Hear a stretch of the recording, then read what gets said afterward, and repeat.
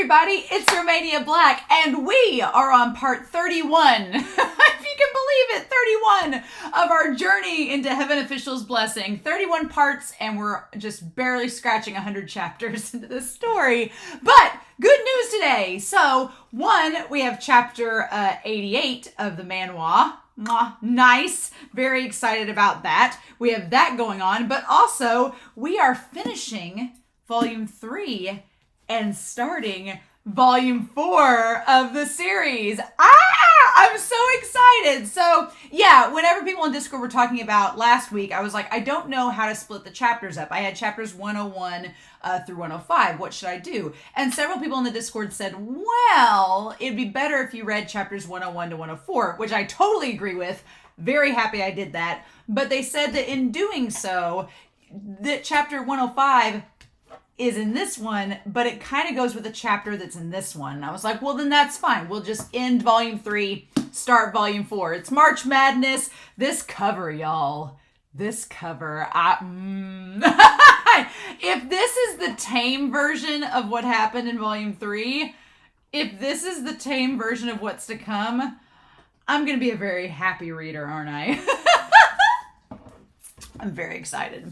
I'm very excited. I do want to make note, it is a smaller volume, or maybe the pages are just spread out, but I do believe it is a smaller volume. Volume 4 is a little wee bit smaller than volume 3. Not that that's a bad thing, not that it's not going to be any more dense, but it is a little bit smaller, so it will not take us as long to get through volume 4 as volume 3, which we spent a good chunk of time on volume 3, but it was needed, right? So we have Manhwa chapter 88. There's only one more chapter of the Manhwa before Star Ember goes on hiatus for a while, and then we'll just be doing novel reactions for whatever the time is until season 2 of the Donghua decides to make its appearance. You know, till it decides to do that, that'd be great. But yeah, we've got these two chapters to look through tonight. I'm recording ahead, so I actually don't have any comments. I have a trip coming up in a few weeks where I'm going to be gone from a Wednesday to a Saturday. And so being away from my computer, I normally record the chapters of Heaven Official's Blessings between Wednesday and Saturday. So I'm going to have to record a few weeks ahead. So there may be a few weeks where I don't have comments, and then I'll just have to catch up as we go. Not that that's a problem. I think it'll also help me deter from any spoilers. So that'll be fun too. But yeah, before we get started though, we need to go through chapter 88 of the Manhwa. It's good to see Lan Chanchu again, I can tell you that. But yeah, so it actually coincides very well that as we are ending volume 3, and as we are talking about chapter 88 of the Manhwa, we have gathered together in chapter 105. Gathered together, we have Ming Yi, the Earthmaster, as well as Xing Shang, the Windmaster, as well as Hua Chong and Lian. And it just so happens that we're coming full circle because the Manhwa chapters have all 4 of them together as well. So it's fun, right? It's a lot of fun.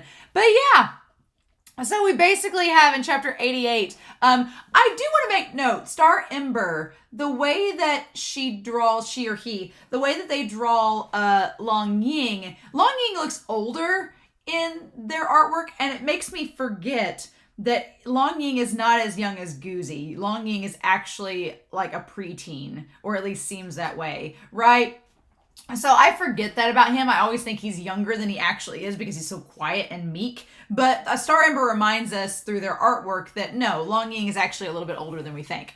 But yeah, it has the bandages on there and looks quite terrifying. And you can't see it in this image. I had to cut it off because of just the way the screenshot was. But he's trembling because Hua Chong is like dusting himself off behind Long Ying and looking at him. Again, Long Ying kind of gave him a cold look this last couple chapters. So whatever is up with that, we'll find out, right?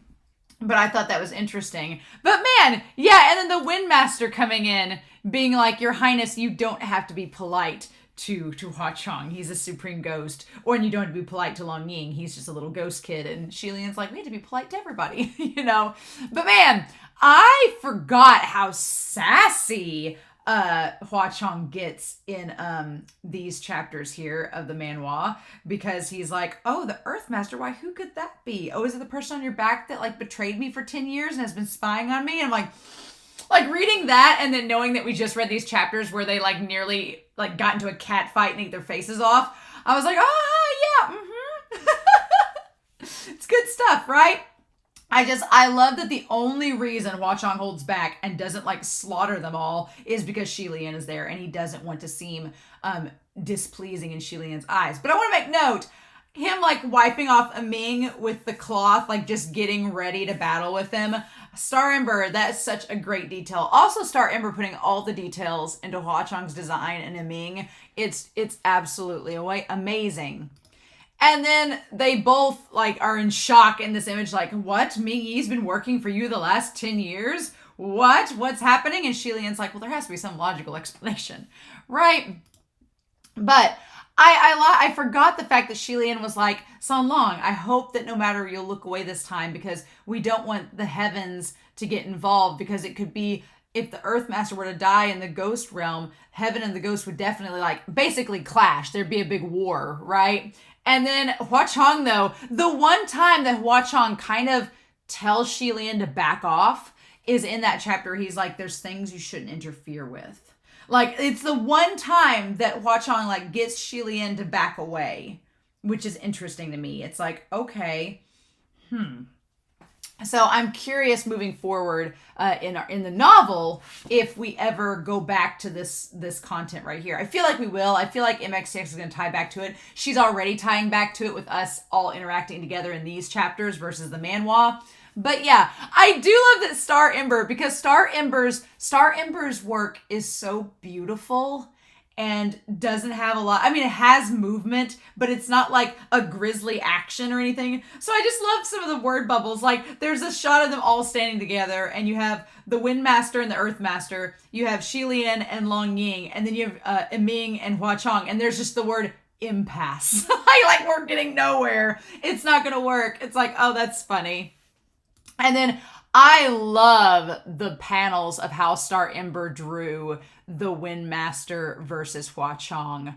It's so beautiful. Like, I want to see it in the Donghua animated this well, where he's like, oh, you have a fan. What a coincidence. And then he pulls out this gorgeously ornate fan with like, it has like the same red jewel and stuff like Ming and all this silver and it's like decorated with butterflies. He's like, I have one too. He's like, mine's bigger. Windmaster's like, well, I can turn into a woman, so deal with that. I love the artwork and the design and how he flips it, the black nails. It looks absolutely stunning. I love just seeing Hua Chong be this powerful, dominant presence, like battling the Windmaster. I can't wait to see it in the Donghua. I don't think we'll see it. Well, we might see it this season. We might actually see it this season, now that I think about it. That would be interesting, but yeah. And then the moment where you see the two of them, where the Windmaster's on one side, closest to us, and Hua Chong's on the other, I was like, is that a JoJo's reference? Has Star Ember read JoJo's Bizarre Adventure to know that it looks like the pose? The only JoJo's reference I know is that image where it's kind of, there's a reference where it's like Dio and Joe facing each other. That's the only reference I know to JoJo's Bizarre Adventure, and it's memed over and over again. That's all I know. But yeah, and then the roof getting torn off. Poor Shi Lian. He's like, Lord Windmaster, please stop for a second. Please don't do it. It's like trying to protect Long Ying too. And then I forgot that Long Chanshu shows up. I forgot. This is like the last time we see him, really. Until we mess with Watch. Well, it's not. No. The Manhwa here has not caught up to the cave of Ochirong. So this is not the last time we see him, but it's one of the last times. I like the way Star Ember draws Long Chanshu. It's very nice, but yeah, poor guy. So that's the Manhwa. It's really good. I really enjoyed this chapter. Hopefully the next chapter will come out. If it's not in the next video, it'll be the one after it. So we're almost to where we're on a hiatus, but that's all right. What can we do? So yeah, we're going to be reading chapters 105 and 106. So 105 is the last chapter of volume 3. We're going to finish that off, and then I can set it back in the shelf on the other side of volume 5 for whenever we get to it. And then we will start the very first chapter I looked at this book. This book is like starting to stretch out. You can see it. It's starting to stretch out and everything because I've had it so long. And this one is nice and pristine and you know, very, very not worn out like this one is. But yeah, I'm not going to read the back. Just going to do, I do know that as we start these chapters, we're dealing with the Reverend of Empty Words. So apparently the Windmaster believes they've been jinxed by this jinx monster. And so they have come to ask Lian to help him locate the Reverend of Empty Words and destroy him. And apparently it's a strong ghost because even Hua Chong says it's strong. And so Lian's like, well, how about you just help us then? And Hua Chong's like, I hate my life. So I am curious what they're going to do about Chi Rong. I guess just leave him there. What they're going to do with Chi Rong and Long Ying and Guzi, how that's all going to go down. If they're going to leave, if they left the Earthmaster to babysit, that would be freaking hilarious. The Earthmaster's like, what did I do to deserve this? And Hua Chong's like, you'll babysit my boyfriend's kids because they're precious to him. And I said so. So I kind of hope that's going to be the case. They just leave the Earthmaster to babysit, but probably won't be the case, but we'll see, right? So I don't know if we're going to get any images out of these chapters. No clue. But I'm pretty excited, y'all, to dive in and see what happens. So I hope you all enjoy, but we're not going to waste any more time. We are going to start chapters 105 and 106 of Heaven Official's Blessing. And we are going to do that here in 3, 2, 1, and let's go. Chapter 105, 3 gods, 1 ghost, Reverend nowhere in sight. Oh, okay, so, 3 gods and 1 ghost. That includes Hua Chong. I thought for a second they were going to leave Ming Yi, but no. All right. I want to try and see if I can take care of that thing myself. Your Highness has more experience, so are you free? If not, don't force yourself. But the Windmaster had helped Lian many times in the past. So now that there was an emergency, Lian couldn't just decline and say he had the heart but not the power. However, Hua Chong came from far away as a guest and hadn't even stayed for more than a few days. If he left, who was going to host Hua Chong? Although it wasn't like he was a very good host himself.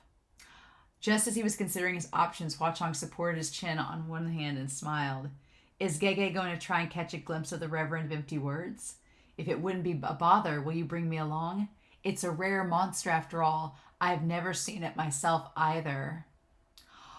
And Lian thought, much ashamed, but Sanlong understands me. So yeah, Hua Chong instantly knew what Lian was struggling with. He's like, he knew that Lian was struggling to decide whether or not to go with the Windmaster because otherwise Hua Chong would be left behind. And he's like, I'll just solve this problem for you, Gege, and just come along with you. The Windmaster didn't say anything on the subject. Of course, he knew Hua Chong coming along wasn't to help him, but at least he also wouldn't be messing with him, so whether Hua Chong came meant nothing to him. The Reverend of Empty Words is a mysterious creature. Who knows when or where it would appear again?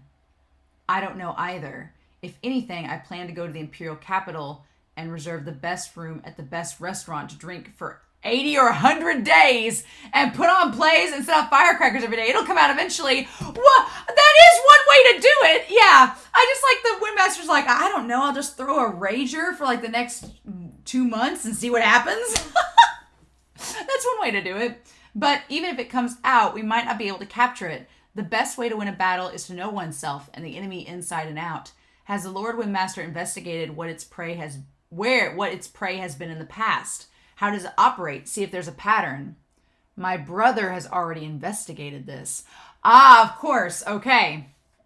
Amazing. What a guy. The creature really only fished for the big ones.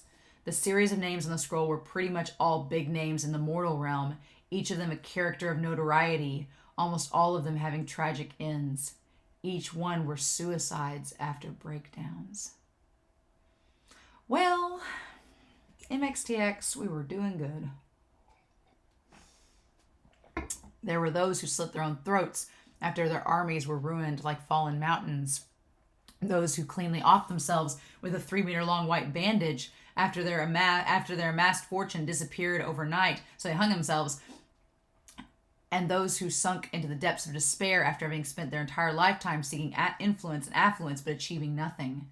They weren't necessarily defeated by the hand of the Reverend of Empty Words, but by fear of loss in their own hearts. However, there weren't any emperors or kings on the list. As heaven's sons, true kings had a protective aura, and evil could not easily invade.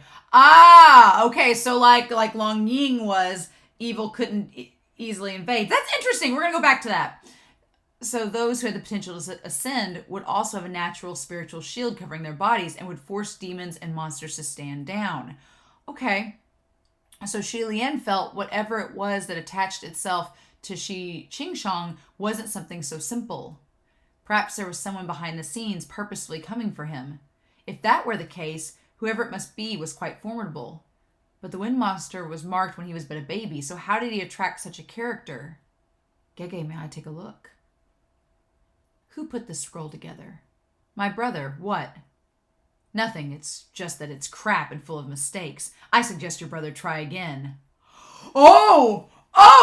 Crimson Rain sought flower. Hello, Windmaster, please sit down, sit down, sit down. So Long's always like this. He doesn't mean it. My God. Always like this. And then Shi Lian's like, you said it was full of mistakes. How? These ones are wrong.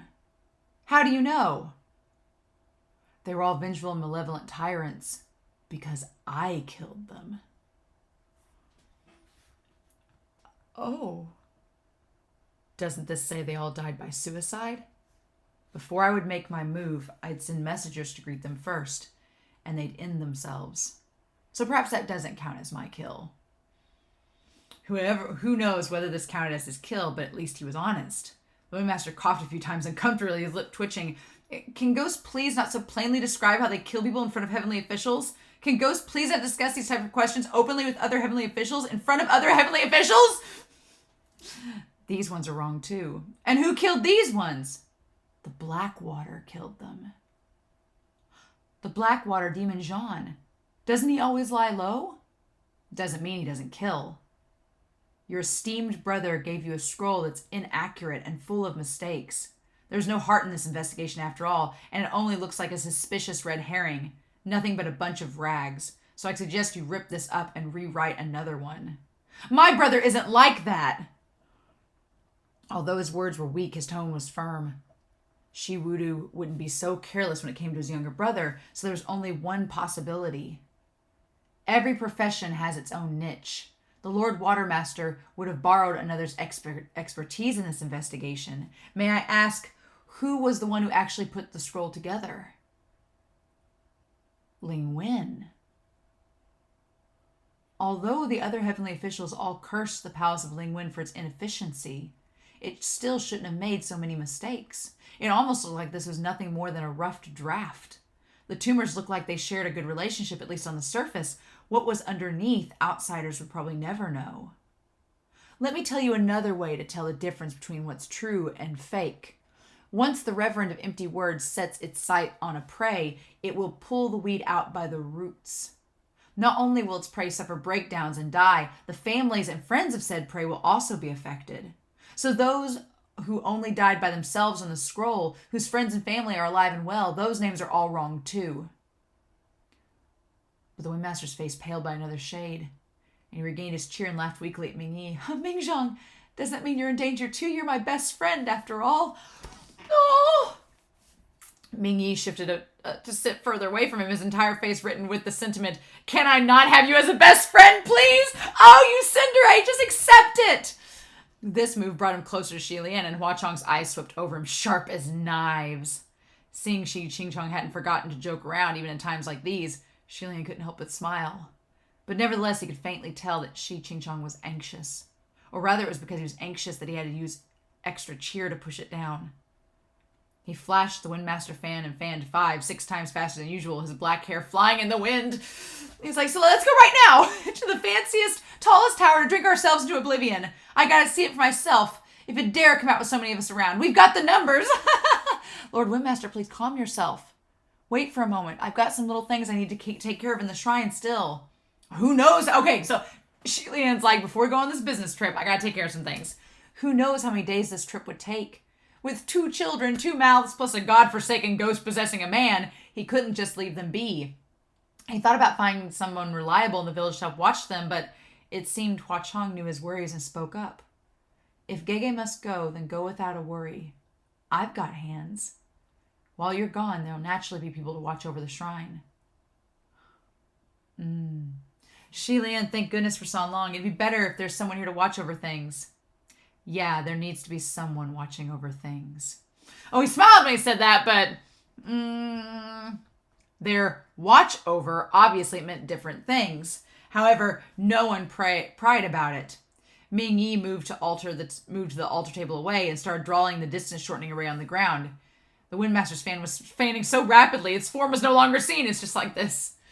By the way, Your Highness, I forgot to ask earlier, just who is that outside the door? How did I piss him off to have such rude words come out of his mouth? To be asked about only at the end and in such an offhand manner, if Qirong heard, he'd no doubt suffer heartburn again. It really was rude, Lian thought, as he packed up Ruyi and Feng Xin leaning against the corner. Didn't he already announce his title? What, that really was the Green Ghost? That face with that attitude? You really gotta see things for yourself, indeed! Lian rubbed his forehead and briefly gave an account of things, reminding him to keep it a secret, especially to Lan Chanchu. During their exchange, Ming Yi finished drawing the distance-shortening array. The one Nanfeng drew the last time was crude and rough, and it took him a long time. Ming Yi was the complete opposite. His hands were swift and precise, completing the drawing with but one line. The circle he drew was cleaner and more accurate than if one had used a ruler. The characters were neat and orderly, as if they were pressed prints. Lian couldn't help but secretly gape in awe. Let's go. All right. So now he kind of knows what's going on. Hua Chong took the lead and was the first to push open the door. The little door creaked open and it was pitch black outside, as if the door was connected to an old house that had been abandoned for many years. The air was thick with mold and dust. Following behind Hua Chong was Lian, who softly thanked Hua Chong as he crossed through for taking the initiative to open the door. Oh, just thank you. Like, come on. Oh, then came the Windmaster, and the last one was Ming Yi. Once he crossed over, he closed the door behind him. The moment that door was shut, within the darkness came a voice from behind the door, gloomy and chilling. The place you wish to go will become the nightmare you wish to never remember. The instant Lian heard the voice, his foot kicked out. The door instantly collapsed from his kick, but once the array was used, it would lose its effect. Behind the door was no longer Pucci Shrine, but rather a pile of trash. The intense action roused the thick cloud of dust, and he coughed, glad that he didn't break the door Hua Chong had made. Was that the Reverend of Empty Words? That's its voice. Has it been following me? No. There were 3 heavenly officials and 1 ghost king earlier. If something was following you, how would we not know? Clearly, it only just come. Calm down. I'm calm. I'm very calm. I've been calming.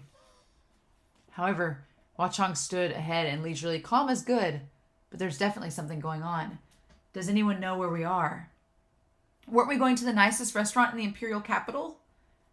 No matter how he looked, this old abandoned house looked nothing like that restaurant Qing Shang had spoke of. The 4 of them explored around and found the entrance, but it was locked by giant locks. Lian kicked again and the locks broke, opening the doors.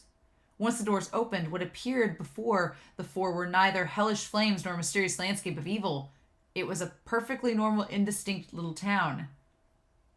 The imperial capital shouldn't look like this. Oh. Lord Earthmaster, did you make a mistake in your array? I didn't make any mistakes. The original destination wasn't there. Ah, the creature had meddled. They were sent by it to this place. Okay, all right. So, things to talk about already. All right. Chapter 106. 3 gods, 1 ghost. Reverend nowhere in sight. 2. It dodged in to tamper with the array the moment we left Pucci Shrine. No, it couldn't have. That's impossible. We'd already pushed the door open earlier, so even if it snuck in to meddle with the things, we should have still arrived at our original destination. The array was already activated, so changing it wouldn't have done anything. So it only had a split second to do anything, which meant it was during that brief moment after Ming Yi finished drawing the array, and the Windmaster blew out the candles, and Pucci Shrine fell into complete darkness. However, that contradicted Lian's own theory earlier. But earlier in the shrine, there were clearly only 4 of us. In the tiny Pucci Shrine, there were 3 heavenly officials and 1 ghost king. If there was anything extra, would they not notice? And if someone amongst them meddling in the darkness, who was the one who was more likely to do it? Of course, they look at Hua Chong. What's with that look? In my opinion, don't you think the Earthmaster is the most suspicious one? Instead of focusing on guessing who meddled after, what if the array he drew was wrong from the beginning? Lord Hua, you stopped right there, all right? I know the two of you have quarreled before in the past, but Mingjiang really isn't someone like that. I dragged him out here last minute, so he has no reason to meddle. You don't necessarily need a reason to do something. Lord Windmaster, you yourself are suspicious too. Huh? Who, me? Yeah. A thief crying thief is a common thing. Just why have you come? If you and your esteemed brother are truly scared of the Reverend of Empty Words, why were those rags cobbled together? It's not a stretch of the imagination to think that the two of you schemed and intentionally led us here.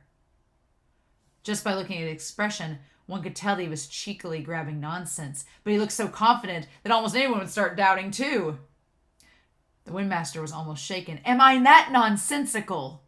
Same logic. I'm not that nonsensical either.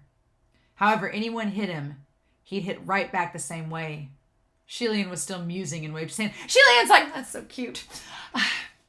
All right, everyone stop. Nothing's been solved yet, and we've already started doubting our own people. Wachong laughed out loud and stopped talking. However, his attitude was more than clear. He wouldn't help and he wouldn't cause trouble. He was purely just there for fun. He's like Ryuk off a Death Note. There was no need to expect anything from him, and there wasn't any need to guard against him.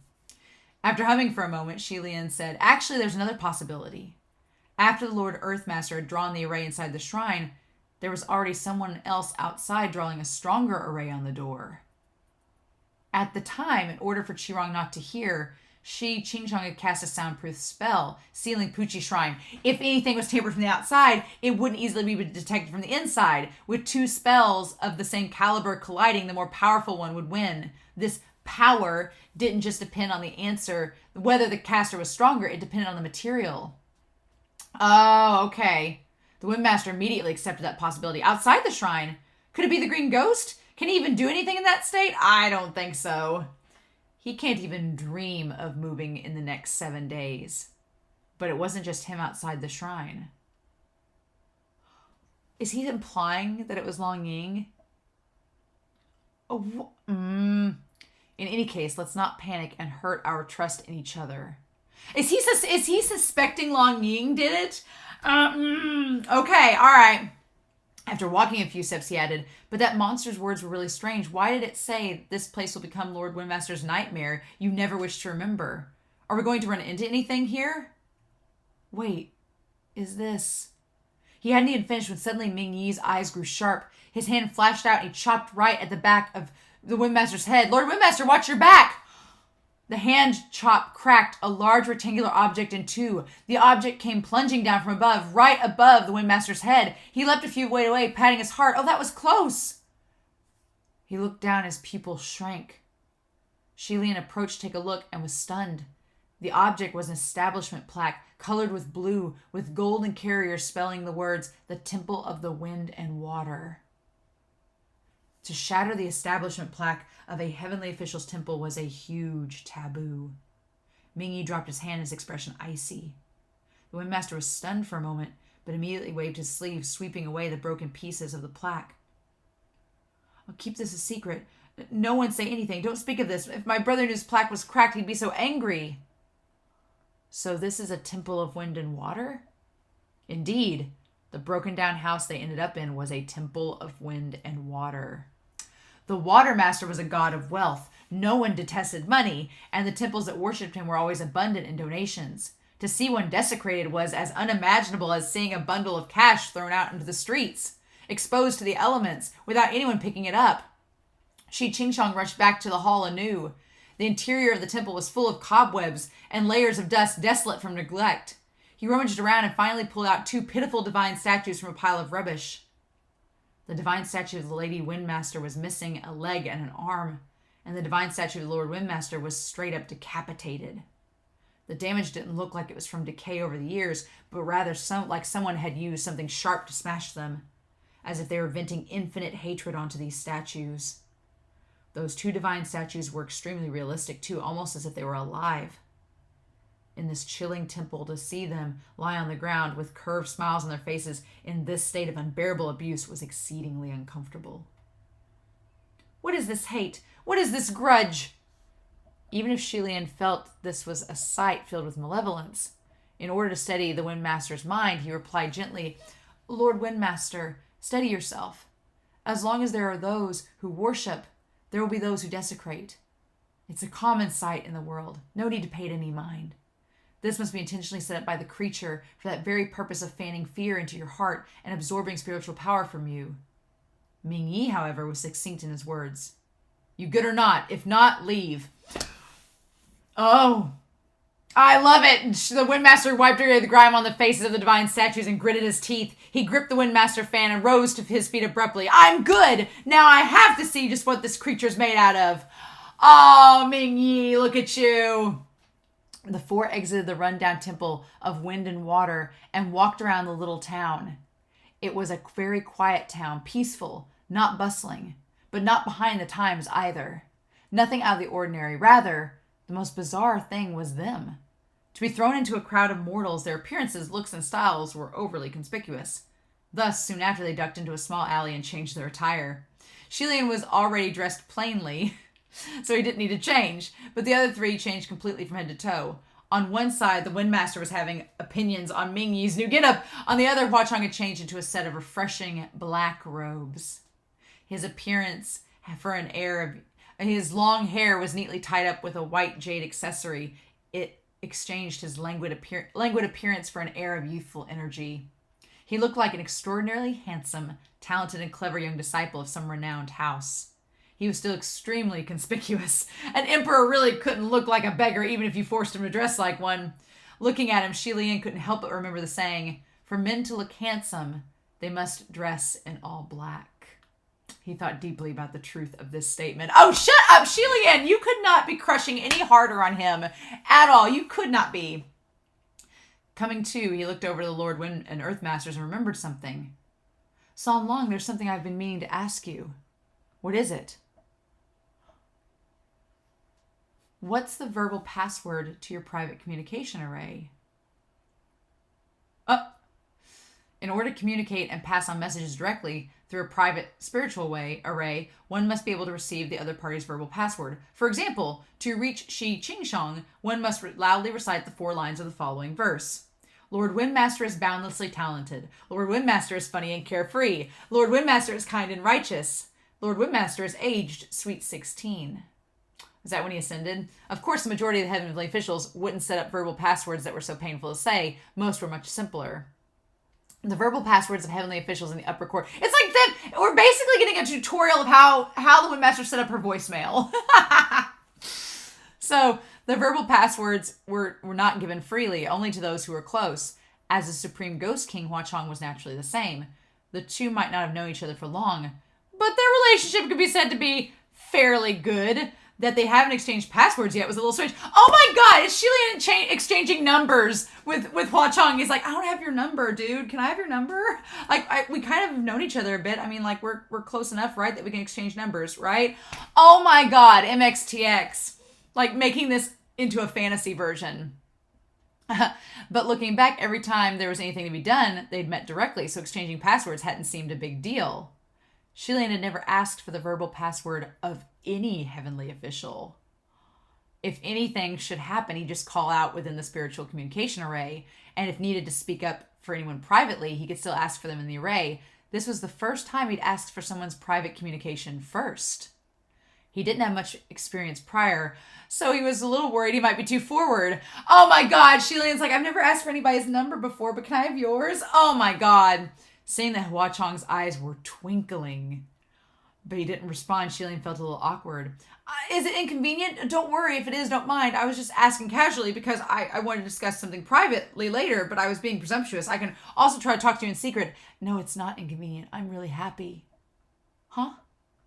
I'm really happy that Gege finally asked me because you never brought it up. I thought it was inconvenient to you. Oh my god, Hua Chong is like, huh? That you didn't want to exchange passwords with other people, so I never asked. Now that I finally had Gege ask, how can you say it was only a casual request? Oh! Ah! Lian let out a breath of relief and immediately brightened up, grabbing onto Hua Chong's hand. Oh, like grabbing his hand. So we both had the same concern. It was my bad earlier. Those were just casual words. I want to apologize to San Long. So, your verbal password is? Oh. His eyes shimmered and he leaned over slightly. This is my verbal password, Gege. Listen closely. I'm only going to say it once. And we don't...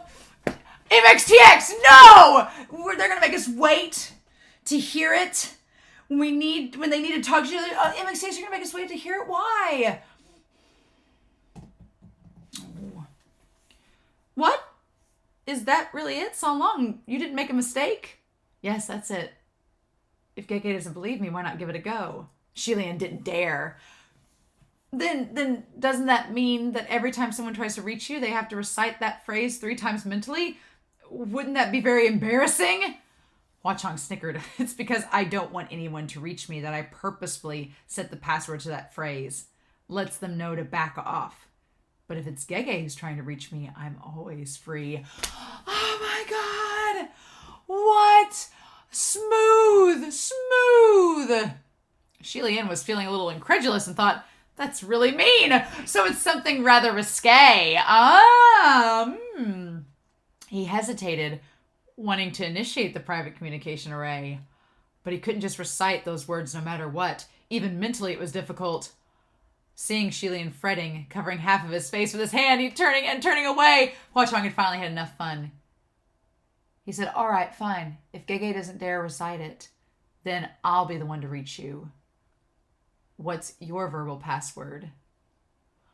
Oh, so, damn it, I want to know what the password is, though. Even if it's dirty, I want to know. Lian turns back. Just recite the Ethics Sutra 1,000 times. Oh, I love what Chong was like. And then, it's the phrase, just recite the Ethics Sutra 1,000 times, right? I love it! The two were clearly standing facing each other, but their lips were closed, unspeaking. They were communicating with their eyes, whispering secrets to one another, using a voice others couldn't hear and having a good time. Lian replied using their private communication array too. That's right. I can't believe you weren't fooled. Oh, so we figured it out. Oh my god, they're just eye fucking and looking at each other and talking amongst each other.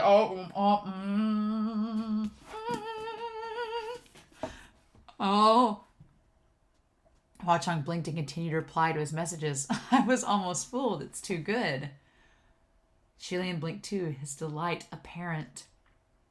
It must be known that this verbal password was something Lian came up with very seriously 800 years ago. He himself thought it was fun, so he employed it after he ascended. Only not too many other heavenly officials thought it was amusing. Even after they were fooled, they were more speechless than entertained. Mooching directly told him, Your Highness, your idea is terrible. Forgive me if I can't laugh. Although Fengxian laughed to the point of rolling on the ground screaming himself hoarse, he was a person who laughed at almost any joke for no reason, so him laughing didn't make Lian feel the least bit accomplished. Since Hua Chong laughed, maybe that meant it really was something amusing after all. The original plan was to go to the best restaurant in the imperial capital to drink, but since they didn't make it to the imperial capital, it made no difference where they drank.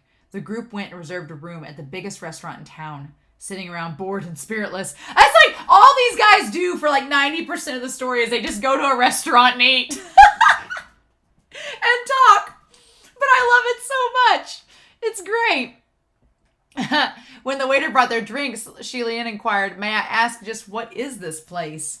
Although it was a blunt and strange question, it was still the most direct and effective way to gather information. I'm getting Modao Zushi vibes of Wei Wuxian in the restaurant trying to gather intel. Did the honored guests not come because of a reputation? This is the town of Fugu. Reputation? What reputation? Our town's fire social.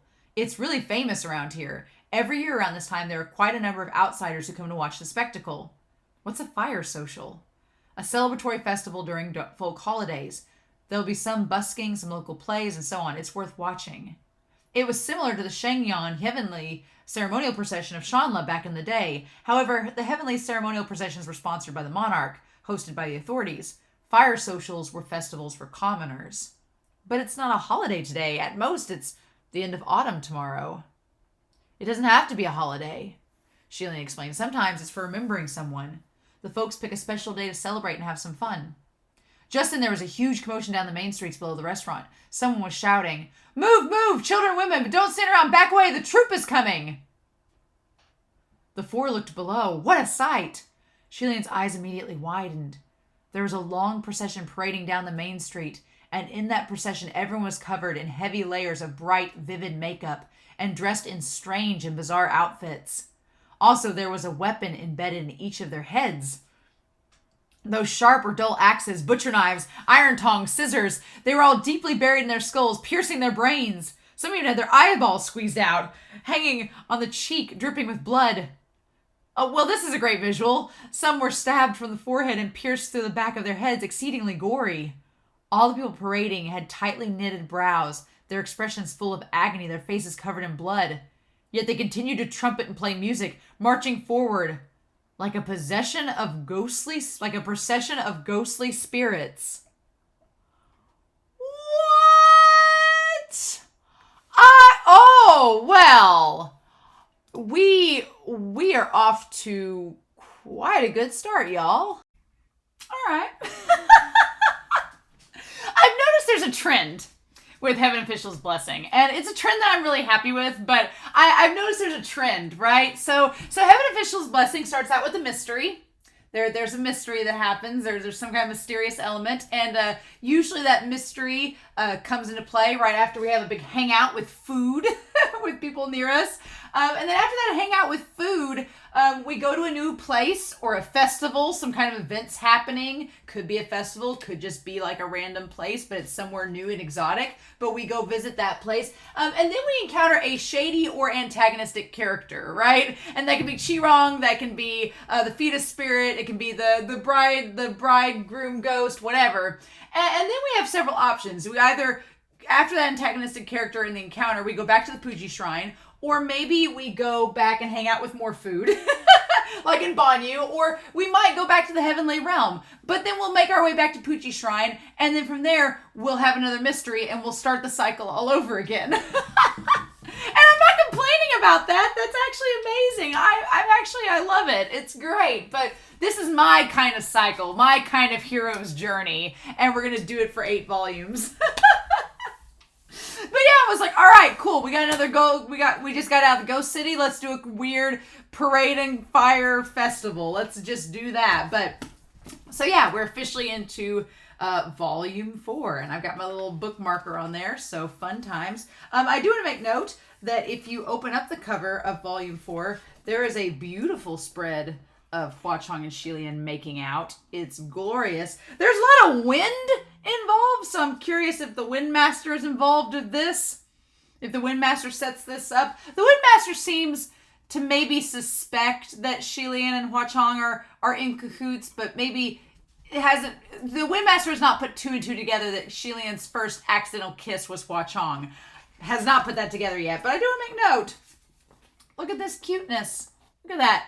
It's Shilian. I like that they draw Shilian with his hair up in a little bun. That's really cute. But Shilian with the hair up in a bun. There's the pretty little cherry blossom tree. And then there's this really pretty ornate, like, jade table where he's practicing with the dice. And it looks like there's maybe something that Shilian's brought him to eat there. And there's butterflies everywhere. So that's really, really cute. I'm not going to look at the table of contents. There have been some people on Discord actually make me a table of contents page. And they just marked out the titles of the chapters so I wouldn't be spoiled.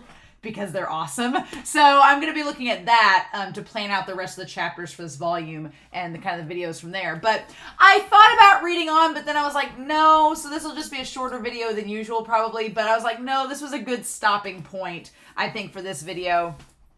And before diving into the next chapters. And I want to take some time to look at the chapter order and stuff and figure out everything here. So there, and surprisingly, as I'm throwing Huckleberry his toy because he was sleeping at my feet while I was reading, there's actually quite a lot that happens in chapters and some rather interesting mysteries being set up. So we're going to do our mysterious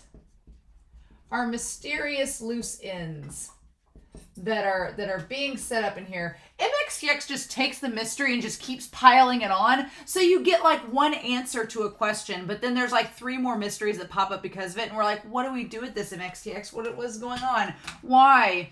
So we're trying to find the Reverend of Empty Words, who we think like just saw them just now as they took the door to Fugu, this new city or whatever. And so the Windmaster says, I wanted to try to take care of things myself, but I really could use the help if you can spare it. If not, it's okay. I'll figure things out. Well, of course, Lian's gonna help the Windmaster because the Windmaster's helped Lian. Lian's like, I would be a terrible friend if I told you no. That wouldn't work. But I love that Lian. I was questioning if Lian was worried about the kids back during the Fetus Spirit saga. He was, but he knew they were with the merchant, so he was fine. So Lian's totally fine with pawning off the kids on a babysitter if he needs to, right? Taking them to daycare and dropping them off. But he is worried about them because Qirong is being obstinate and ridiculous. And so I like that Hua Chong is just like sitting there like this, being like, okay, I'll help you out. And Hua Chong says, don't worry, I'll let my guys take care of it. Whatever my guys take, oh my god, if they just left butterflies in charge of the kids and Qirong's just getting beaten up by butterflies eternally while they're gone, that'd be amazing. And then when they come back, he's like, fine, I'll get out of this body. That would be great. Or when they get back, he's out of the body because he was tortured so much. We'll see. I feel like Hua Chong, if Hua Chong knows Lian and them are cousins, he's not going to hurt Qirong as much as maybe he would like to, especially with Lian knowing it, but we'll see. We'll see how that goes. I like that Qirong is just lingering. I like that so much. We were talking about it in volume 2. That Qirong's presence in this story has been the #1 most surprising thing to me so far in the first 3 volumes. I thought Qirong, 1, was not going to be related to Lian. 2 was going to be like a one-time Supreme Ghost villain that we fought one time because he's not technically a Supreme. He's close, but he's not. And so I thought that we were going to fight him like as a boss battle, and then he was going to disappear, and we'd focus on the other ghosts and not worry about him. And that Bai Wusheng would be the last thing we ever see. But no, not only did we see Bai Wusheng first, and it seems like we're getting closer to seeing the Blackwater because he was mentioned in this episode, in this chapter set. But Qirong's still around. He just lingers like a fart. He just lingers and doesn't go away. And you're just like, ugh. Like, he just won't leave. I love him. He's our trash king. It's almost endearing how horrible he is. Right? But yeah, so Lian's like, San Long understands me. I'm like, yes, he very much does. We need to write some stuff about old San Long down here, actually, because there's some stuff that comes up in this chapter. So we're going to put old San Long / Hua Chong here. San Long Hua Chong, he reminds me of Ryuk off of Death Note when they go to Fugu. If you've never seen Death Note before, Ryuk is a Shinigami, or a death god, and he basically in episode 1 tells the main character, like, I'm going to just follow you around, but I'm not going to take sides. I'm not going to help you, but I'm not going to hurt you. I'm just here for the ride. I'm here for the fun. That's kind of Hua Chong's whole thing. He has committed himself to be a neutral party. But Hua Chong's kind of proud. And he kind of likes being the smartest one in the room. So he likes pointing out when people are wrong, especially heavenly officials. It's almost like because Hua Chong was a commoner, and he didn't get to ascend, instead he became a ghost. It's almost like Hua Chong takes delight in pointing out when the heavenly officials are wrong and being like, yeah, you guys are supposedly these great gods, but what about all these mistakes? And it's like, So he's a neutral party, but he is still proud and a threat, right? Also, he has to take the lead. He very much wants to be dominating, but still is like, I'm just here for fun and for my man, my main deity man. So they talk about the Reverend of Empty Words, and the Windmaster says they don't really know anything. They were going to go to the Imperial. The Windmaster's plan of how to deal with the Reverend of Empty Words is kind of the most Windmaster ridiculous plan. They're like, well, if this thing's gonna come and jinx us, I might as well be doing the best thing possible while it comes and jinxes me. So let's just go to this swanky restaurant and just get wasted for 3 months straight. Let's just go on a bender. And I like the Lian's like, or I like the Windmaster's whole plan was to go have a giant bender and a rave party for 3 months straight at this fancy hotel and just let off fireworks and stuff and thinking that will draw its attention. And Lian's like, well, that's one way we could do it. Or, I like Lian's like, that doesn't sound promising. I don't want to get involved in that. They're like, the best way to win the battle is to know the enemy. So he starts to ask if there's a pattern. And this is where the Windmaster they're very proud of themselves. They're like, well, haha, I have this scroll that my brother gave me that has all of its prior victims to it. And we established that whatever this spirit is, whatever this Reverend of Empty Words is, they like to target, or supposedly, here's the thing, there's a lot of things going on with this Reverend of Empty Words and the scroll. So the idea was that the Windmaster was convinced that they were only targeting very wealthy people with notoriety, right? And the tragic ends were suicides. So here's mystery number one with the Reverend of Empty Words, or Ro, as we call it, and the scroll. So the famous tyrants that supposedly committed suicide. I find it fascinating and like a work of fate that Hua Chong just happened to be there when this is all brought up, right? So we have the scrolls. And MXTX, I was like, the moment MXTX starts mentioning suicide, I was like, really? Really, MXTX? We're just going to go back to the gruesome. MXTX is also like, mystery, horror, romance, mystery, horror, romance. Like, just let's do it all at once.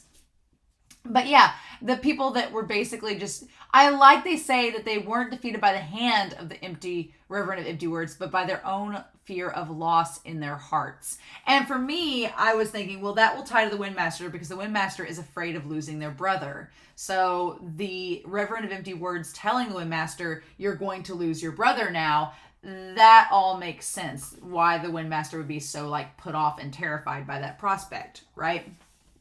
So, but there weren't any emperors or kings on the list. As heaven's sons, true kings had a protective aura and evil could not easily invade. So I want to take a moment and talk about that because that getting brought up, the idea of the people with the king's aura. Okay? That evil could not easily invade. Well, that's Long Ying. We established that Long Ying had a king's aura. So that kind of adds on to the whole theory, or it kind of debunks the theory that, oh, Bai Wusheng could influence him. No, probably not, because he has the king's aura. He was protected from outside forces and things like that. So that's interesting. So could he have become, I feel like that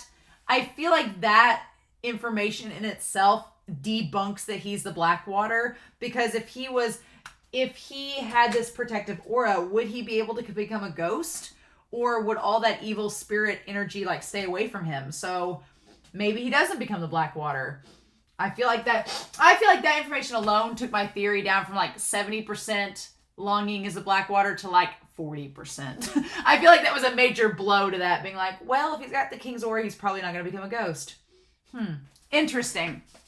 But who knows? We don't know the full circumstances of what happened to Long Ying. That part is still a mystery. So Lian believes, though, that whatever has attached itself to the Windmaster is not something simple. It's very complex. And the Windmaster was marked as a baby, so what's the deal? Yeah, so they're like, something is weird about the Windmaster getting targeted, right? There's something we don't know. There is an aspect of the Windmaster being a target that is unknown. Because, yeah, all these other, I mean, granted, but the thing about it is that's weird is that the Windmaster, yeah, he was probably a famous baby because his parents were famous merchants, but he was the second son. Why wasn't Shi Wudu the one targeted? Because he was the firstborn son. He would have been the one that had more notoriety because he was the eldest. So what's the deal? Why was the Windmaster targeted and not Shi Wudu? That part is weird. I'm like, if this Reverend of Empty Words was really going for the strongest, source of energy, you'd think that it would go after Shi Wudu and not the Windmaster. Why go after a baby? So, interesting. So, yeah.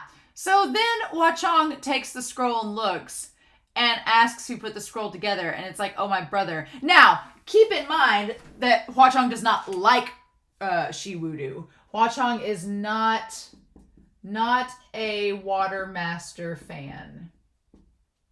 Not a fan.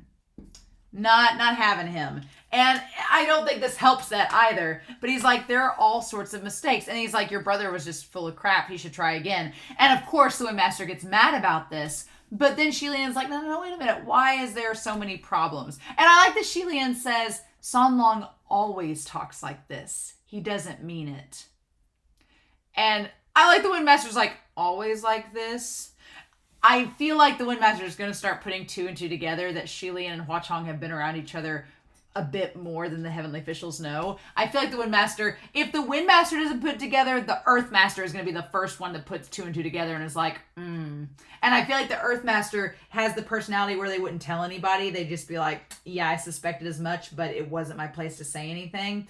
The Earthmaster only speaks out once, and it's for the Windmaster's behalf. So we'll get to that in a minute. But Hua Chong says, yeah, these vengeful, malevolent tyrants, I killed them. So that kind of, paints Hua Chong in an interesting light. It talks about these tyrants that Hua Chong killed.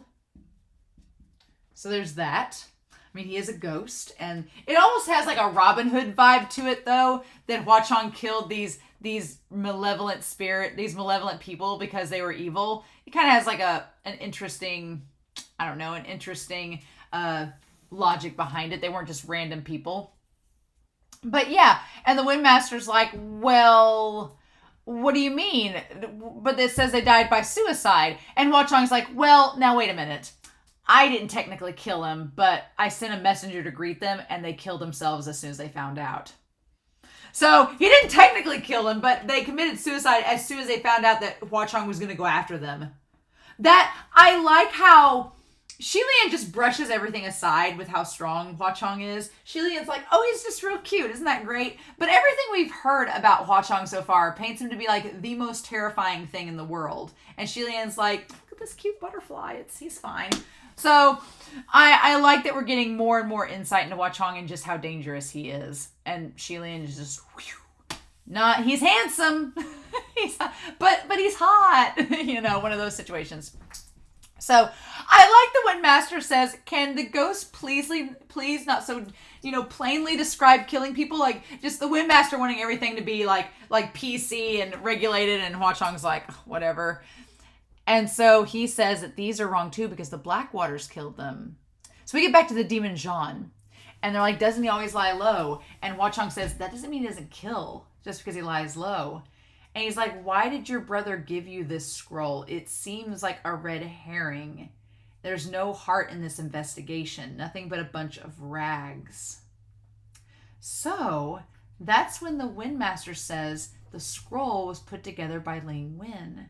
That's weird to me because if you had told me it was the department of Ling Wen, I'd have been like, okay, well, somebody just slacked on the job, threw some stuff together and didn't care. But the fact that the Water Master's BFF, like one of the three tumors, BFF Ling Wen, made the scroll that is wrong. Like, Lian was sitting there racking his brain like, that doesn't sound like Ling Wen. It doesn't. It's weird. Like, why would Ling Wen also doesn't look like somebody that would just put together bullshit. So why would Ling Wen put together this wrong scroll, give it to the Water Master, who would give it to their sibling, who would need it to go, try to locate ways to help themselves? Why? That's so mysterious. I don't know why. I don't want to know I don't want any hints or clues or confirmations. I'm going to this is the biggest pin. Why would Ling Wen give you... Ling Wen is not known for creating utter BS in their documents. They're known for being on the ball with the factual information. So why this fake news? What's up with that? Why? I know that the Windmaster's not very fond of Ling Wen or Pei Ming, but I don't feel like Ling Wen would hold a grudge against the Water Master's sibling. That's weird. I'm with Lian. I'm rubbing my forehead, being like, that doesn't seem to make sense. They could be inefficient, but making that many mistakes is weird. But then we bring up the idea that they look like they all share a good relationship. But what's underneath, outsiders will never know. But I still don't think that's within Lingwen's character to be so cruel to his sibling, especially if it's not the Windmaster himself. Like if Lingwen, if in truth the Windmaster doesn't like the Watermaster and actually thinks they're a douche lord, whatever. But I just can't picture Lingwen taking it out on the Watermaster's sibling, right? That doesn't seem like their style at all. It's weird. And so Hua Chong's like, let me tell you another way to tell the difference between what's true and what's fake. What's fake? The Reverend of Empty Words sets its sight on its prey and pulls it up by the roots. So if it targets someone, it's not only them that suffers, but their family and friends as well. So that's the thing about it too. Whatever this thing is, the Reverend of Empty Words targets their friends and family too. And I love that the Windmaster immediately like looks at Mingyi and is like, oh, well, that means you're in danger too, right? Because you're my best friend. And like Mingyi's like, I don't want to be your best friend. I'm like, yes, you do. God, quit being tsundere, Mingyi. You want to be her best friend. Come on. And so, yeah, the Windmaster is very anxious throughout these chapters. They are super anxious. They don't know what to do. They're sitting there they're fanning themselves so hard you can't even see the fan. They're just like, everything's fine. And I just imagine their hair like blowing so hard in the background. I need to see this in the Donghua, just like all the hair going crazy. And they're like, everything's fine. Like, the poor Windmaster is freaking out and just really, really nervous. And Lian is like trying to calm them down, being like, wait a minute, we could take care of some stuff. But Lian says, I can't leave the shrine with these two kids and Qirong here until everything's taken care of. And I like that Hua Chong says, don't worry, I've got hands. While you're gone, there'll naturally be people to watch over the shrine. And Lian says, it'd be better if there's someone here to watch over things. And he says, yeah, there needs to be someone watching over things. And the watch over meaning two different things. So Lian just wants somebody to watch over the shrine and the kids. But I think that San Long, he is suspicious of Long Ying. I don't know why. I don't know why he would be suspicious of him, but I think he's suspicious of Long Ying. I think he doesn't trust the kid, but he doesn't want to say anything to Lian because Lian has this connection to him. And he doesn't maybe know the full set of details yet, so he's still trying to figure it out. But I think he doesn't trust Long Ying. I think he thinks Long Ying is behind the door getting the communication array being, or the distance shortening spell getting messed with and tampered with. I think that Long Ying's behind it, and that's what he's suggesting. And somebody needs to stay there to keep an eye on him. And Lian's just like, okay, like doesn't even put two and two together, right? So they do the distance shortening array on the ground. And I like that the Windmaster's like, so who is that really rude loudmouth guy outside? And Lian, doesn't tell that it's his cousin. He just explains, oh, well, he said he was the Green Lantern. And then I like the Windmaster's like, really? That guy? just doesn't get that he's possessing a human. It's really funny. So Lian grabs Rui, grabs Feng Shen, has his sword. And then I like the detail that Mingyi is very precise and has great precision. Like it shows, he was talking about how Nanfeng could like barely draw the shape on the door for the distance shortening array back when they went to Banyu. And here Mingyi does it so delicately and precise. Very, very cool. All right. So they take the candle out, and then the moment they pass the door, they don't go to the Imperial Capital. Instead, they end up in this abandoned shrine, which is fascinating, right? There's just a pile of trash. And that's when they hear the words, the place you wish to go will become the nightmare you wish to never remember. Okay. And so the Windmaster's like, yep, that was his voice, so it must have been him. And so there is the question of how has this, creature been following them? If they were gods, wouldn't they have seen it coming? And that's when Lian figures out, well, we did cast that silencing spell, so it could have been waiting outside the entire time. It could have done that. And so they try to figure out, well, how did we not end up in the place we were supposed to? We were supposed to go to this nice restaurant, but instead we end up in this abandoned building. So the imperial capital shouldn't look like this. All right. It says the four of them explored around and found the entrance, but it was locked by giant locks. The doors opened, and what appeared before the four were neither hellish flames nor mysterious landscapes, a perfectly normal, indistinct little town. And then we have chapter 106. So someone questions if things were tampered with at the Pucci Shrine.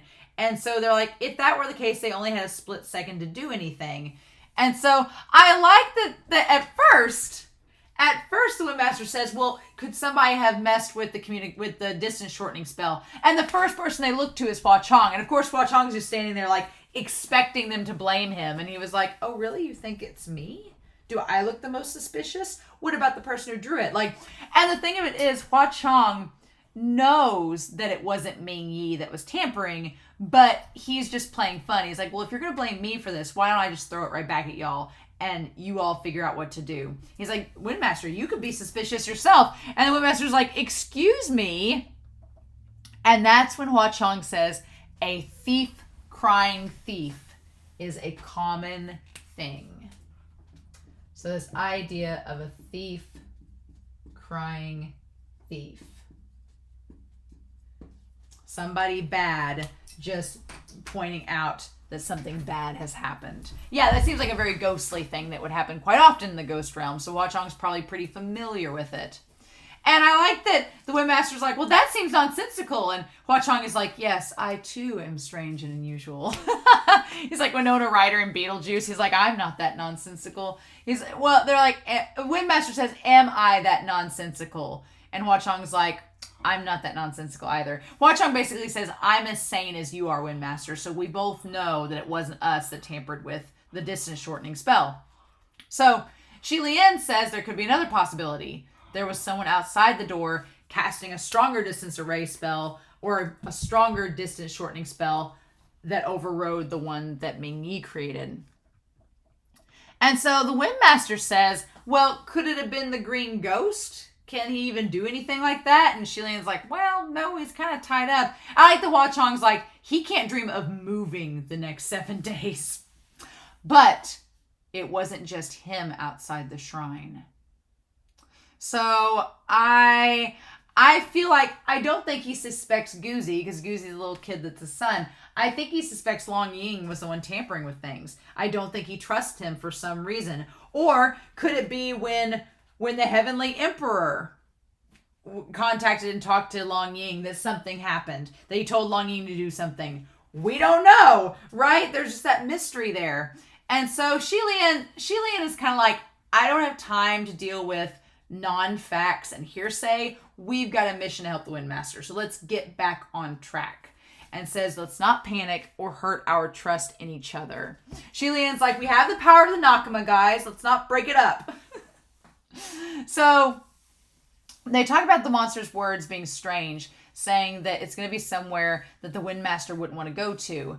And so at that moment, there was a sign that basically fell on his head like a bad luck omen, right? And it said the Temple of Wind and Water. And so I like that they went and dug around in the trash and pulled out the 2 statues. Now the statues are pretty telling. One is missing an arm and a leg, and the Watermaster is decapitated. So what do we do with that? I'm a little bit worried for the Windmaster and their brother, because the Windmaster's so connected to their brother, and I'm afraid of what might happen if he can't see if voodoo does get separated from him and he thinks it's the work of the Reverend. I feel like they talked about that fear of loss. It's not even that the Reverend does anything. It's just it creates that illusion of despair, and then you overthink and feed it yourself to the point where you basically, these people commit suicide, supposedly, without the Reverend having done anything at all. So I don't want the Windmaster to spiral like that, but that seems to be what its goal is, right? And so they talk about how the statues are exceedingly realistic as they're destroyed. And so the Windmaster's like, well, what is this hate? What is this grudge? Like who would do this to my brother and I's statues? Who would destroy them like this? But Lian felt the sight was filled with malevolence, but tried their best to steady the Windmaster, saying, and I like that Lian tries to use some experience in this moment, where Lian tries to tell the Windmaster, you know, it's common for some people to desecrate statues. Lian has 800 years of experience knowing that. So he tries to tell the Windmaster, like, hey, it's okay. It's all right. It's not hey, look, I'm still here. It's not the end of your reign. It'll be all right.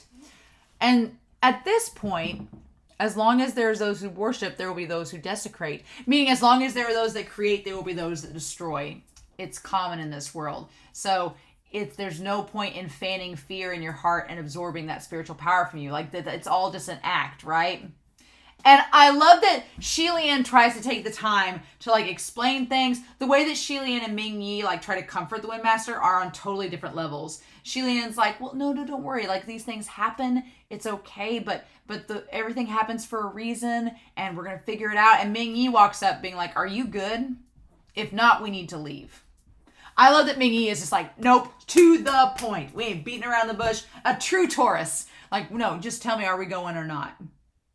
And I like that even though Lian, like, did their best, it was like Ming Yi's, like, hard words that get Windmaster to be like, all right, I'm good. Now we have to see what this creature's made of. I love it. I love that is motivation. I'm like, Ming Yi, you don't want to say you're their best friend, but you kind of are. So they exit the rundown temple and they go down to the town. And everything is like, they're all more to be thrown into a crowd of mortals. They talk about looking really conspicuous. They're like, well, you know, here we are. We look so out of place because we're in all of our garments, except for Lian. He looks normal. But everybody else looks, you know, just so conspicuous in these heavenly garbs. And like Hua Chong's big get up. So they change their clothes. But man, MXTX goes into a nice detail about changing the clothes. MXTX makes a big deal about pointing out how now Hua Chong is in all black with a white jade like hairpiece. I'm like, oh, Star Ember, I need to see this drawn, please. I've seen Star Ember draw Hua Chong in all black. Looks great. But I like they have Lian in all white, Hua Chong in all black. And I like Lian is noting, he's like, for men to look handsome, they must dress in all black. He thought deeply about the truth of this statement. Lian has had his awakening, and he is slowly coming out of his shell, slowly but surely, whether he realizes it or not, to accept Hua Chong into his life. Like, it's actually kind of amazing. I'm like, okay. And I like that he's like, San Long, there's been something I've been meaning to ask you. What is the verbal password to your private communication array? What I love about this is that MXTX finds ways to explore thematic genres like Omegaverse, but also finds ways to incorporate modern technology into this fantasy Chinese world, such as telephone numbers. He's like, won't you exchange verbal private communication array passwords with me? Won't you give me your DM, please? Like, yeah, basically these verbal passwords are like numbers. Right? It's basically like a number and a password. I'm like, are you freaking kidding me, MXTX? And the one that the Windmaster has is, the Windmaster is boundlessly talented, funny and carefree, kind and righteous, aged sweet 16. Which the first three describe their personality, or what they ascribe to be. But the age sweet 16, I'm assuming that's the age they ascended, was on their 16th birthday or when they were 16. So that's the age that they were when they ascended to godhood. So thus, that's kind of like why they put that there, to kind of make a note of it. They say most were very simple to say. But I guess if you really didn't want anybody to call you, you just make your number really long and obnoxious, and then they won't call, right? And you have to say it 3 times before you ever get a hold of them. So that's interesting. But here's the thing. He asks for Hua Chong's password. Lian has never before with anyone Not Junwoo, not anybody. He has never asked for anyone's password, and he's rarely gave his out to anyone else. So of course, Hwa Chong's eyes twinkling, where he's like, I'm your first number you've asked for, and the first number you've given out? What? I'm just like, oh, I just picture Hwa Chong just being like, I need Star Ember to draw this so I can see his eyes just sparkling. Oh my God. But yeah, he's like, oh no, it's fine. I'll tell you. And so he's like, what's your verbal password? And he's like, Gege, listen closely. I'm only going to say it once. And we don't get to see what it is, but apparently it's something very vulgar, because he's like, isn't that embarrassing? And he's like, I don't want anybody to reach me, so I purposely set the password of that phrase to let them know to back off. So now my curiosity, I'm like, I want to know what it is, but I also want to be surprised. So if we have to figure out what it is, if Lian has to get a hold of him and he says it for us, the audience, I'll wait and be patient. Okay. But Lian's like, that's really mean. Like, why would you set it for that? He was feeling a little incredulous. But Lian still wants to initiate the private communication array. He's like, he just couldn't recite those words no matter what. Even mentally it was difficult. So yeah, it's something very vulgar. I'm sure. And so I love that he's just sitting there being like, I can't do it. I just like the idea that they're not saying any words, but Lian's thinking about the phrase. He's like, I can't do it. And Hwa Chong's like, okay, Gege, what about yours? You could give me your password. And he's like, oh, just recite the Ethics Sutra 1,000 times. That's hilarious, because I was sitting there being like, Hwa Chong would do it. He would have done it. He would have done it. But I like that Hwa Chong was like, oh. And he's like, and then he does it instantly. He figures it out, does it instantly, and then it's like, it's just the phrase, right? And just whispering it into his ear. So I love that. Also, what a troll. Lian is a secret bitch. Like, can you imagine how people actually tried to do that? And Lian was like, what a gremlin. A secret gremlin. I feel like Lian has like a secret dark side with his humor, and Hwa Chong just emotes it all the time, so it's not secret at all. But yeah, he's like, I can't believe you weren't fooled. And then, here's the thing. It says there, they were communicating with their eyes, whispering secrets to one another, using a voice others couldn't hear, having a good time. They're just sitting there eye fucking. And Windmaster and Earthmaster are like, we okay over here? Like, that's all that they're just Googling each other eyes up and down in this private conversation just between them. I'm like, MXTX, what? And then Hwa Chong, I was almost fooled. It's too good. And he laughs. And so Lian laughs because he's like, for 800 years, nobody's really gotten the joke. Like, Mu Ching hated it. Of course Mu Ching hated it, because Mu Ching is so literal. He's like, or Mu Ching like takes things so seriously. He's like, that's not funny. And Feng Shen, who thinks everything is funny from Lian, was like, no, it's great. So, but he was afraid nobody really thought it was clever. So he values Hwa Chong's opinion so much that when Hwa Chong laughs, he's like, well, Hwa Chong never laughs at anything. So if he laughs at my joke, it must be good. I love that Hwa Chong in that one moment just gave him like another boost of self-esteem. I'm like, keep it up, Hwa Chong. You got this, right? You can do it. And so that's when they go, what does he say? He said he felt in the least, laughing didn't make Lian feel the least bit accomplished when no one else would, when Feng Shen would. So Hwa Chong laughing meant that it was amusing after all. So they were originally going to go to the restaurant to eat and drink, but instead they wandered around. They were sitting around at the biggest restaurant in town, looking bored and spiritless. And so what's fun is in Fugu here, this reminds me a lot of Modao Zushi and Wei Wuxian fishing for information with Lan Wangji. It reminds me of that when they would go to different towns to try to gather info, except in this case we have 4 individuals walking around instead of 2, right? We have 2 couples instead of 1.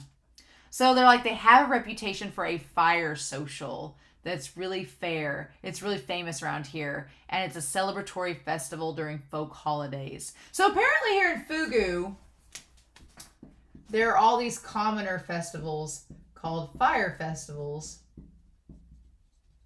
And there's this weird army that look like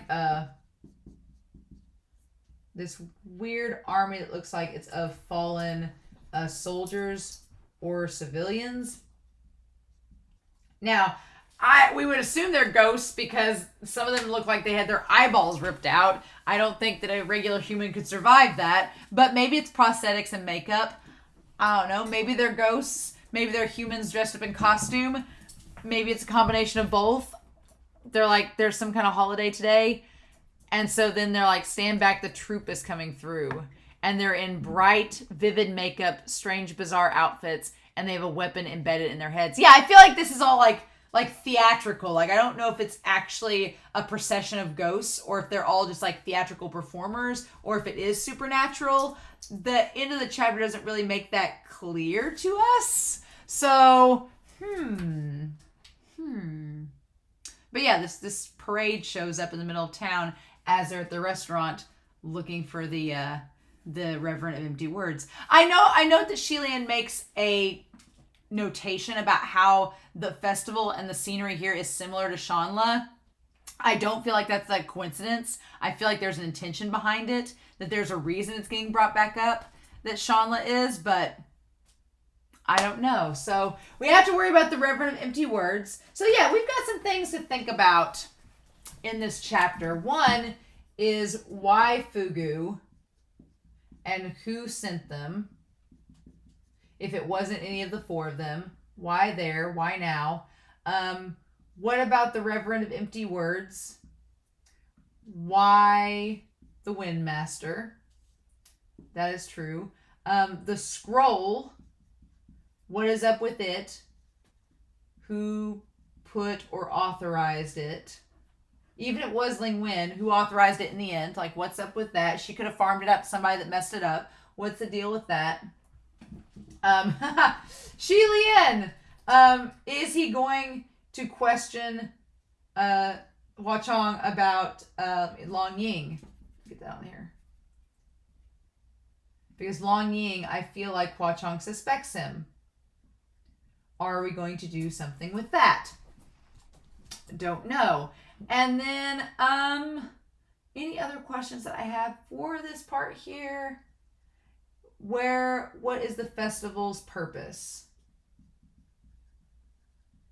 That's probably the most immediate question because, like, MXTX does not do anything without a reason. And MXTX would not have this fire festival we pointed out. Also, come to think of it, there's not a fire master, is there? There are 5 masters. There was thunder, wind, water, rain, and earth. There is no fire master. Why is there not a fire master? You would think with the elements that there'd be a fire master. Or is that supposed to be sinister so they make it more like a ghost? What's the deal? We also have the black water mentioned. So that's another little tie to them. But yeah, no fire master, but we have fire socials. So, I'm rather curious about that. So, yeah, I did these 2 chapters tonight. It's not going to be as long of a video. This is probably just going to be like an hour and a half, if that. But I feel like we've ended 1 volume. We've started volume 4. So, I'm not going to lie, y'all. This cover has me so excited. I'm not getting my hopes up, but I'm really hoping it leads to some good things. So, But yeah, I'm going to come back guns a-blazing next week with an idea of how I'm sorting out all the chapters. I may ask Discord for some things and advice. But yeah, we're on a new mystery. We solved the Feet of Spirit, and now we move on to the Reverend of Empty Words. It's Lian's world tour of helping his friends with guest starring Hua Chong. So I'm really excited. I'm glad Hua Chong and Lian are together. It reminds me a lot of Banyu. It reminds me a lot of traveling with them, and it was when we first met Son Long, and now 2 volumes later, we're doing it again. I'm all for that, so I'm here for it. I'm excited to see where MXTX is going to lead us in this volume and all the things to come. I will say this, as far as the volumes go at this point, I really liked Volume 2. Volume 1, at this point, Volume 1's my least favorite, which is crazy, right? Volume 1's my least favorite because it was just setting everything up. Now, I feel like towards the end of the story, if I go back and reread the volumes, it'll be like, oh, okay. And I definitely need to go back and rewatch the OVA now and season 1 now that I've finished volume 3. See if anything else stands out. But volume 1's my least favorite. I like volume 2 a lot. Volume 2 introduces Chi Rong. There's all this, the Windmaster's introduced. There's the Ghost City introduced. Like, it sets up a lot of things as well. But volume 3, y'all, volume 3 was my jam. Like, even the angsty stuff, the horrifying stuff, there was like sexual awakenings. There was a kiss that we waited 100 chapters for. The 3rd volume was so fun, and I enjoyed it probably the most so far. But I'm hoping this supersedes it. I hope it surpasses it. Please don't tell me. I'm always hesitant because some people are like, oh, back when I was first starting volume 3, I had some people comment on YouTube where they were like, oh, volume 2 is my favorite. Volume 3 is but volume 2 is my favorite. And I was like, I felt kind of bad because then I was like, cool, so I'm about to read something that's subpar. Awesome. So that's kind of the vibe that I got. And so I was like, oh, okay. I'm glad that I was proven wrong. I'm glad that I ended up liking volume 3 more than volume 2. But it does kind of like psychologically when people tell you like, oh, it's just it like makes you not want to read it. And I was like, don't tell me that. So I don't want to know if volume 4 is like the least favorite of people or the most favorite. I don't want to go in with any expectations. Now, y'all can talk amongst yourselves. If you guys don't like volume 4, or if you love volume 4, you can black box in the Discord. You can spoiler comment in the comments and talk with each other, and it's all great. But I want to try to go in without an expectation because that would help make it a more enjoyable experience. Because I honestly started volume 3 thinking, well, this volume's not going to be much because everybody's telling me they like volume 2 better. And I was proven wrong. I ended up loving it more than volume 2. So we'll see, right? We'll see. But yeah, I'm really excited to get into the story and see what volume 4 gives us. Once we finish this, we'll be over halfway done. Just over halfway done. So yeah. But I hope you all have a wonderful week. Please stay safe. Take care. Thank you all so much for the support. I have to plug for my philanthropy tier this week. There are those that have helped support me and make sure that I can keep buying these books, that I can pre-order them, and that I can also keep subscriptions to different programs and streaming services like Tencent, where I will eventually watch the Donghua when it's released again for season 2. So if you are on Patreon, it's $1 to be part of the Discord, and you can join our crazy MXTX Don My Monday crew and talk about the chapters. Or if it's $5 if you want to get a week ahead and see next week's video before YouTube. Or for special thanks, those that are in the philanthropy tier have helped me by supporting buying these books and affording those streaming services. So thank you to Edgar, Dana, Anime Annie, Tyrone, Larry Manning, and The Truck. Thank you all so much for your support. I truly appreciate it. And you help me do what I love to do, which is talk aimlessly about these series. So all of my love, many thanks. I really appreciate it. So enough of that shameless plug. I'm going to go get some more coffee ready, edit this video, and get set for next week. Because next week we are going to properly just dive in and head first take on volume 4 of Heaven Official's Blessing. So take care, guys. Have a great week, and I'll see you all then.